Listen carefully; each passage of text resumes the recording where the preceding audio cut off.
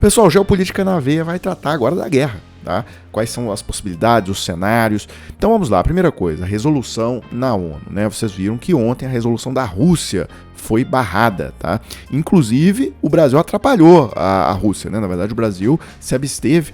Então, o que falava a resolução da Rússia? De certa forma, ele detonava a ação de Israel em Gaza, não chamava os ataques do Hamas de terroristas, na verdade, nem falava muito ali da questão dos ataques do Hamas, e pedia um cessar-fogo imediato. Quem que votou a favor disso? China, Emirados Árabes Unidos, Gabão, Moçambique e Rússia. Quem que se absteve? Ou seja, não votou nem que sim, nem que não, mas que na prática é um voto não, tá? Vou explicar depois como é que funciona esse conselho. Na prática, se abster é votar não. Foi Albânia, Brasil, Equador, Gana, Malta e Suíça. E quem que votou contra? Estados Unidos, França, Japão e Reino Unido. Bem, aí é importante explicar para vocês por que os aliados de Israel, ou seja, França, Reino Unido, Estados Unidos e Japão, votaram contra essa resolução da Rússia, tá? Porque não tinha ali a condenação à prática de terrorismo pelo Hamas, eles acham isso essencial. E o segundo ponto, que eles também não concordam com a resolução russa, é essa questão do cessar-fogo, tá? Porque eles entendem que, olha, o Hamas atacou. E aí, agora que chega, inclusive sequestrou gente e tal, matou 1.000 e poucas pessoas, e agora que é o momento do contra-ataque de Israel, inclusive de Israel entrar em Gaza para recuperar libertar esses reféns, aí agora eles querem passar na ONU uma resolução para impedir, né, para um cessar-fogo. E aí eles entendem que se tiver um cessar-fogo agora, é uma vitória para o Hamas. Tá? O Hamas foi lá, fez o ataque, aí, digamos, na hora do contra-ataque tem o cessar-fogo. Bem, aí só para relembrar aqui, eu já falei disso em outro vídeo, mas o Conselho de Segurança da ONU tem os 5 membros permanentes, Estados Unidos, Reino Unido, França, Rússia e China. Eles, além de serem permanentes, eles ainda têm o poder de veto. Então, que é, por exemplo, que a Rússia usou, o Conselho de Segurança, por maioria, condenou a invasão da Ucrânia, e aí a Rússia foi lá e vetou a resolução usando esse poder de veto. Os Estados Unidos, por exemplo, também usaram esse poder de veto quando eles invadiram o Iraque e o Afeganistão. A Folha de São Paulo até explica isso aqui, né? Para ser aprovada uma resolução do Conselho de Segurança, precisa do voto favorável de 9 dos 15 membros do Conselho. E, aí o que eu acabei de falar, não ser vetada pelos países com assento permanente. Ou seja, Estados Unidos, China, Rússia, França e Reino Unido. São, na verdade, os vencedores da Segunda Guerra Mundial. É por isso que, por exemplo, a Alemanha, apesar de ser a maior economia da Europa, não tem um assento. É por isso que o Japão, apesar de ser a terceira maior economia do mundo, não tem um assento. Aqui, é claro, eu estou falando do assento permanente, tá? Com o direito a veto e tudo mais. Bem, seguindo aqui, aí o Brasil está na presidência desse conselho, ela é rotativa, mês a mês, coincidiu que nessa crise todo o Brasil está na presidência. Bem, o Brasil propôs uma resolução que vai ser votada hoje, 7 horas da noite, horário de Brasília. E o que a resolução do Brasil tem de diferente da Rússia? O Brasil basicamente entra rasgando na questão do terrorismo, do Hamas, tal, então, item 1, condena veementemente toda a violência e hostilidades contra civis e atos de terrorismo. 2, rejeita inequivocamente e condena os ataques terroristas atrozes do Hamas que aconteceram em Israel a partir de 7 de outubro e a tomada de reféns civis. Exige a imediata e incondicional libertação de todos os reféns civis, blá blá blá. Então faz a condenação, que era uma exigência da França, Reino Unido, Estados Unidos, e coloca a questão que mais interessa ao Brasil, que é a criação dos tais corredores humanitários, ou seja, vai ter uma pausa em certos momentos nos bombardeios, e aí pode entrar suprimentos, pode entrar alimentos, pode entrar remédios, pode entrar, enfim, é o corredor humanitário que pode entrar ali em Gaza para atender a população civil, tá? Então, o Brasil colocou ali na resolução várias salvaguardas para a população civil ali da faixa de Gaza e etc. Bem, China e França já falaram ao vivaço ali na hora mesmo que gostaram da resolução do Brasil, parece que vão votar a favor. Brazil also proposed a draft resolution. We welcome that. France voted against the draft resolution presented by Russia because several essential elements were lacking. France would like this council to now unite itself behind the draft proposed by the Brazilian presidency. Bem, apesar disso, a Folha de São Paulo já informou que a pedra no sapato do Brasil, da resolução do Brasil, vai ser a Rússia, tá? Então tá falando aqui. No entanto, antes mesmo da reunião, a Rússia já afirmou que apresentará 2 emendas ao texto brasileiro. De acordo com o diplomata russo, tal, o país vai pedir a inclusão da condenação de ataques indiscriminados contra a faixa de Gaza e um pedido para o cessar-fogo humanitário. Eu já falei aqui que essa questão do cessar-fogo imediato vai dar problema com os aliados de Israel, porque eles vão alegar que o Hamas atacou e sequestrou, e agora na hora de Israel entrar lá para pegar os reféns de volta e fazer o contra-ataque, aí vem um cessar-fogo da ONU. Outro ponto que os diplomatas de Reino Unido, Estados Unidos e França alegariam, muito provavelmente, é a questão da Rússia, né? Porque a Rússia propôs que está preocupada, agora falar que está preocupada com os civis, sendo que está há 2 anos já nessa invasão lá da Ucrânia, atacando as infraestruturas de eletricidade, né? Para o pessoal lá na Ucrânia congelar. E, além disso, usando bomba de fósforo branco, enfim, várias ilegalidades, bombas de fragmentação também. Então, essa preocupação súbita, né, dos russos com o direito dos civis ali, das populações civis, isso aí não vai colar lá no Conselho. Bem, aí muita gente pediu nos comentários do último vídeo para tratar das possibilidades dessa guerra escalar, ou seja, novos países entrarem no conflito e etc. Então eu vou traçar o que seria o cenário básico dessa guerra escalar ali de magnitude, tá? Bem, primeira coisa, Israel invade Gaza por terra, começa ali um combate brutal, rua a rua, e morrendo muitos civis, e aí alegando, inclusive, essa morte, né, alegando o genocídio ali contra o povo da faixa de Gaza, o Hezbollah começa a atacar Israel pelo norte, tá?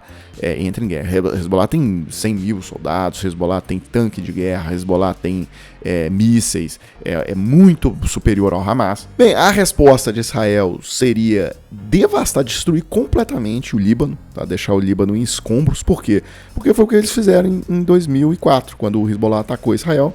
A resposta foi essa. Então, provavelmente seria, de novo, essa mesma resposta. E aí, com Israel invadindo a faixa de Gaza, Israel bombardeando o Líbano, detonando o Hezbollah, aí é possível que o Irã entre de vez no conflito, e aí o Irã entrando, a coisa muda totalmente de patamar, tá? Porque aí, assim, o Irã, ele tem entre soldados da ativa e da reserva 1 milhão de soldados, muito mais, inclusive, que Israel. Agora, Israel é mais bem equipada, e Israel, principalmente, Israel tem a supremacia aérea. Bem, agora o fato é que a entrada do Irã ia complicar o confronto, até essa questão da supremacia aérea de Israel. O Irã estava, até tempos atrás, ia comprar os caças mais modernos da Rússia, já é um caça de 4ª geração, que, ou seja, já diminui, reduz essa vantagem, essa supremacia tecnológica nos ares que Israel tem de maneira brutal, né, se o Irã realmente adquirisse o Sukhoi 35. O fato é que o Irã já é uma potência média, tem uma economia grande, tem 80 milhões de habitantes, então já é um país bem mais complicado de se enfrentar, e o Irã poderia, por exemplo, fechar ali o Estreito de Hormuz,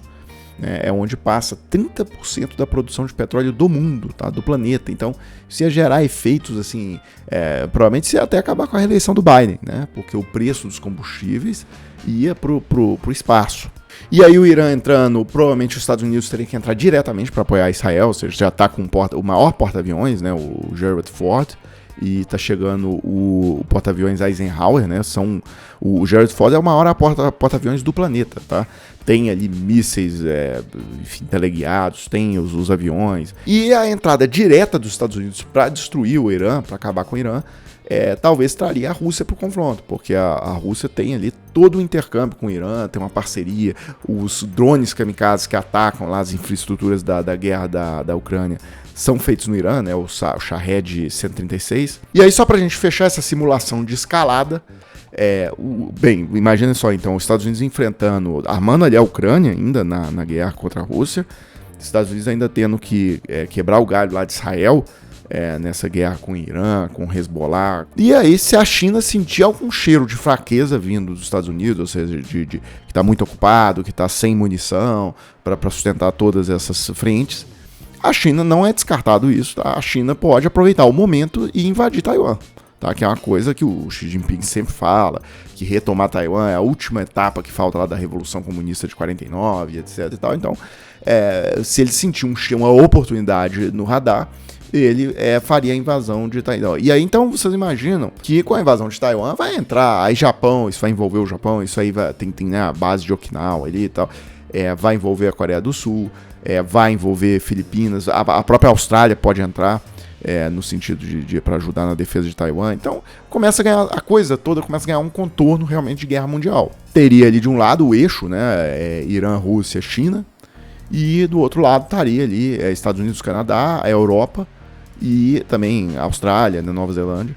Então seriam os dois polos. Provavelmente numa situação dessa o Brasil ia tentar repetir o que foi feito na Segunda Guerra Mundial, né? O Brasil ficou em cima do muro ali, entre o Hitler e o Roosevelt e os aliados, não declarou apoio, só a posição do Brasil ela foi comprada pelos Estados Unidos, tá? Que aí foi uma espécie de leilão e os Estados Unidos entrou com mais dinheiro do que a Alemanha nazista e acabou levando, né? Acabou comprando o apoio do Brasil. O que foi o pagamento, né? Os Estados Unidos deram o dinheiro, deram os recursos para o Brasil construir a Companhia Siderúrgica Nacional e também construir a Companhia Vale do Rio Doce, ou seja, eram as indústrias de base, né? O Vargas queria iniciar a industrialização do Brasil, ele precisava dessas indústrias de base, né? Aço e siderurgia e tal, e ele conseguiu isso na negociação pelo apoio do Brasil na Segunda Guerra. Bem, mas aí só para fechar esse assunto, acho que a situação não vai escalar nesse ponto, tá? Acho que a situação vai ser interrompida, a escalada é mais ou menos nessa fase aqui, que o Irã não entra na guerra, tá? O Irã não vai entrar em guerra direta com Israel agora, acho que eles vão, no máximo, colocar o Hezbollah para ter um combate ali com Israel e tudo. Bem, aí já partindo para a conclusão do vídeo, eu queria só falar um pouco dos objetivos de cada lado, tá? Qual que é o jogo que cada um dos dois lados está jogando. Bem, do lado do Hamas está tudo dando certo, tá? Por quê? Israel vinha nos últimos anos conseguindo ali o apoio, né? Fechar acordos ali com países árabes no sentido de ser reconhecido. Então, Israel já tinha o reconhecimento do Egito, já da Jordânia também, e fechou em 2020 os chamados Acordos de Abraão com Bahrein e Emirados Árabes Unidos. E estava engatilhado já que a Arábia Saudita também fecharia esse acordo no sentido de reconhecer e regularizar totalmente as relações com Israel, tá? Mas regularizar mesmo. Hoje em dia, por exemplo, tem turista judeu de Israel que passeia lá em Dubai, nos Emirados Árabes Unidos, numa boa. E por que eles estão fazendo isso? Porque são países ricos que estão querendo receber investimentos, recebem, né, muito investimento do Ocidente. Não interessa mais para eles essa questão lá da Palestina, de continuar com essa briga aí com Israel e tal. Qualquer tipo de confusão, de guerra, isso tudo afasta investimento, tá? Então, essas foram as razões, e o Hamas foi muito bem sucedido porque ele conseguiu tirar Israel dessa rota, né? O que aconteceu ali com a Arábia Saudita. E outra coisa, eles conseguiram também pegar um assunto que estava meio lateral, estava um pouco esquecido ali na imprensa e tal, colocar em destaque no mundo inteiro e colocar ainda, queimar o filme de Israel, de certa forma, porque conseguem aí com essa questão dos bombardeios, eles sabiam que Israel ia contra-atacar. E por isso mesmo que eles filmaram tudo e exibiram ao máximo o que eles fizeram com as pessoas e tal. Foi para realmente provocar muito ódio em Israel, para justamente provocar essa reação de Israel. Eles estavam querendo esse massacre. E aí, por outro lado, Israel continua meio perdido, pelo menos na minha opinião, porque vão invadir Gaza. Aí, mesmo que eles consigam, vai morrer um combate rua a rua, né? Vai morrer muito israelense, vão ter muitas baixas, porque a superioridade militar num combate rua a rua, isso iguala, né? Eles podem atirar de cima das janelas ali com bazuca nos tanques, enfim. E mesmo que Israel, no final, com muitas baixas, tal, saia vencedor, consiga realmente extirpar o Hamas e descobrir a rede de túneis que eles têm lá embaixo, explodir tudo e enfim. Mesmo que a operação acabe sendo bem sucedida, no final, Israel vai ter que tomar uma decisão. Ela vai ficar em Gaza, né? O que vai fazer com Gaza? Ou seja, porque se Israel sair, aquilo ali volta a se tornar um centro de formação ali de militantes jihadistas que vão fazer atentados terroristas em Israel e tal, porque ali não há nenhuma perspectiva de vida, as condições são péssimas. Israel não quer administrar Gaza, ou seja, Israel inclusive saiu de Gaza em 2005 e ainda levou 8 mil israelenses, né, arrancou os caras da própria casa e levou de volta para Israel, porque não queria mexer em Gaza, né? Eles não querem ter que entrar lá e tal. Então Israel vai fazer o que exatamente depois que terminar essa fase atual do confronto? Vai devolver Gaza para a Autoridade Nacional Palestina? Então vamos ver o que acontece. Ou vai ficar ali ocupando, né, uma situação, um barril de pólvora, uma situação bombástica. Bem, agora sim, para fechar, um último comentário. Há possibilidade de paz duradoura entre os dois? Quase impossível, pessoal. Isso pelo fato que nos dois lados hoje tem muita gente que não acredita na solução de dois estados mais. Então, por exemplo, do lado palestino, o Hamas não trabalha com a possibilidade do Estado de Israel, tá? Então a questão do Hamas não é só Israel se retirar ali da Cisjordânia e respeitar as fronteiras lá de 1948. Não. Eles só trabalham com a extinção total de Israel. E do lado israelense tem vários problemas também. Por quê? Olha só, a área que era lá o reino de Israel antigo, né, o reino de Israel que está lá na Bíblia, envolvia a Cisjordânia. Então há um movimento de extrema direita, tal, do pessoal que acha que tem que ocupar mesmo a Cisjordânia por questões religiosas, etc. Tá? E tem uma outra ala que é mais pragmática, tal, que diz o seguinte, olha, quando a gente olha a topografia, a Cisjordânia, ela é uma cadeia de montanhas, né, e lá embaixo fica ali Israel, tal, a faixa para o mar. Imagina a facilidade que haveria, por exemplo, se o Hamas estivesse ali na Cisjordânia, como que você ataca Israel com uma facilidade impressionante, porque você tem a vantagem do terreno, né, você está em cima. E ainda há outra coisa, né, também por razões pragmáticas, pessoal de comando militar, enfim, esse assunto entrou na pauta, que Israel tem também para sua segurança que ter acesso, o controle ali da fronteira da Cisjordânia com a Jordânia, tá? Porque senão entra arma vinda do Irã, entra foguetes ali para destruir Israel, tá? E ainda mais para colocar eles numa posição lá em cima, na montanha, então que não tem menor condição de Israel abrir mão de fiscalizar essas fronteiras da Cisjordânia. E aí, como é que você vai ter um Estado independente da Palestina se Israel se arbitra, enfim, no sentido de fiscalizar as fronteiras desse Estado novo? Então a situação é muito complicada. Mas enfim, quem sabe um dia a humanidade atinge algum tipo de acordo, mas no momento parece muito, muito improvável, tá? Pessoal, então é isso, eu fecho esse vídeo do Geopolítica na Veia agora. Se você gosta do trabalho, principalmente deixa aí o like e aciona o sininho para você receber as notificações quando sair vídeo novo aqui na página, tá bom? Então é isso e a gente se vê em uma próxima oportunidade.